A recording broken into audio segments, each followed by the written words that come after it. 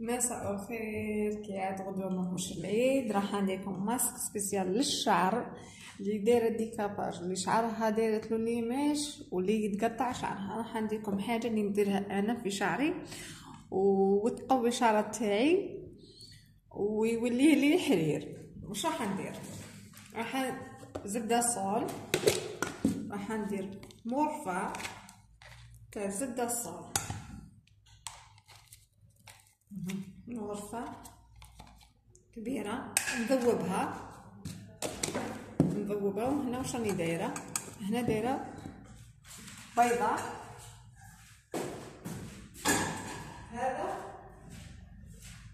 هذه شويه هذه تخلي لي شعري يبري وتقوي الحمد لله وتقوي لي الشعر تاعي. وكون ما نلقاش الفيديو يا ربي وما نلقاش الفيديو هذا طلع ما نزلش نهضر معاكم انا صاي.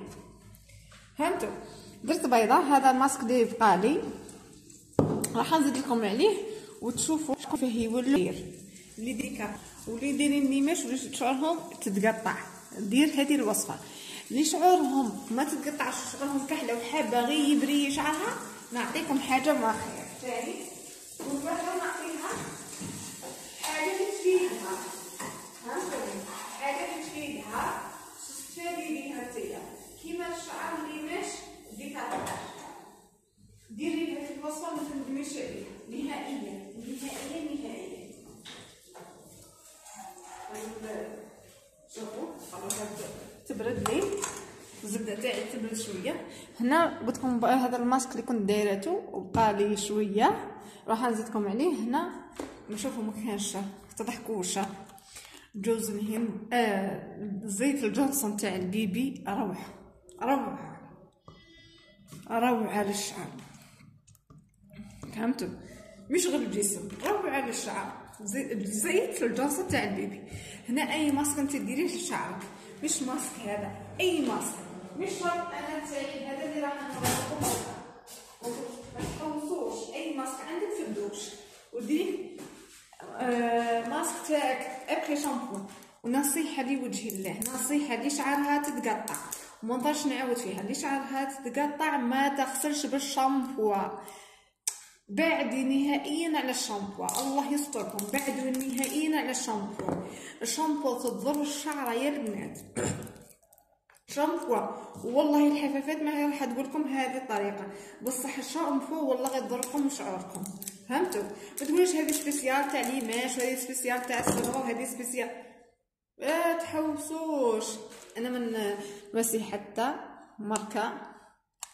فهمتوني؟ ما تحوسوش نتوما على الماركات الاخر شامبوات. من احسن لك تغسلي ابخي شامبو فقطا، ابخي شامبو فقطا تغسلي بها. فهمتوا؟ من احسن.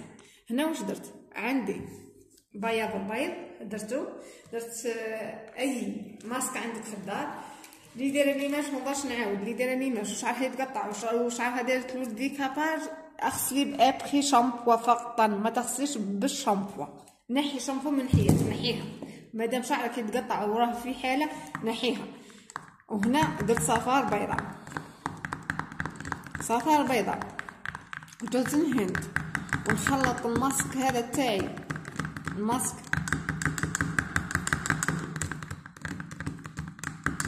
كنت اليوم راح ندير ظفار عند سنة ما صحتليش الفلسطور.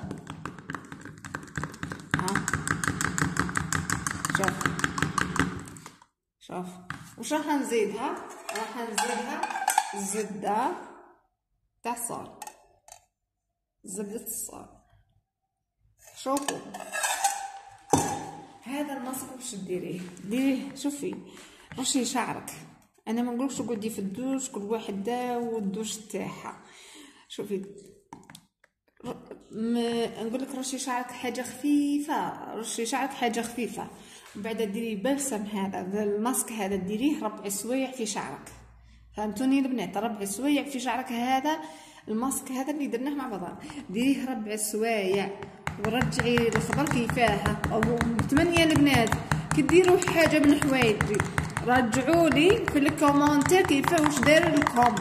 ترجعوا. درنا صفار بيضاء، جوز زيت الجلسون واللي تعود عندها جوز الهند دير ثاني جوز الهند. هذو صحاب اللي ماش اللي عندها تقولي انا ما عندي لا جوز الهند ما عندي صول ما عندي والو، اللي شعرها كحل واش دير له؟ زيت العرب، زيت العرب العادي تاعنا، زيت العرب. ما عندك زيت العرب ديري زيت السانغو تاعنا، زيت اللي نطيبوا به. والماسك اي ماسك عندك في الدار، اي ابخي شامبو عندك في الدار ديري بها، فهمتوا؟ ديري بها تفرشي شعرك وديريها مده 4 سوايع، فهمتوني؟ مده 4 سوايع، ومن بعد ديريه بسلبه بسلبه. تعرفي تقضي شعرك بسلبه بسلبه، كي شعرك شعر بناتك تقضيهم سلبه بسلبه. هذا شعر اللي يعود شعرها حابته، واللي ما هيش دايره لبناتها والله هي دايره شعرها كحل، دير معاهم زيت العرب. بضيف زيت العرب والله زيت الجانسون والله زيت البطاطا اللي نقلوا به، فهمتوني؟ والله زيت البطاطا اللي نقلوا به. ورجعوا لي الخبر كيفاه يولي شعركم. هكا عشان حريره من حرير لهيه. هذا واش نقول لكم. خلوه مده 4 سوايع مع صفار بيضاء. واللي تعود شعرها طويل دير 2 صفار بيضاء مع المكونات اللي درناهم مع بعضنا، ونقبضوا بسلبه بسلبه بسلبه بسلبه، وتخليها تشط شعرها تماسكيه مليح، وتهزوا وتديروا شكاره، ديروا خمار تخليها 4 سوايع. ومن بعد كي تخلص شغلها اكل، ومن بعد روحي دوشي واعطيه بالشيشوار خفيف ولا اعطيه بالبلاك خفيف، ورجعي الاخبار كيفاه يولي شعرك. هذا واش نقول لكم. ان شاء الله في فيديو واحد اخر راح ندير لكم ثاني ماسك ثاني راح نديروه ان شاء الله باذن الله. هتبارك نقلت لكم حوايج عندي في الدار نديروه مع بعضنا، ونشوفوا الماسك هذا تاع العيد ثاني يمد النظره في الوجه، يبيض ويمد النظره، حاجه زينه. انا نقول لكم ليله سعيده وصحه سحوركم. باي باي.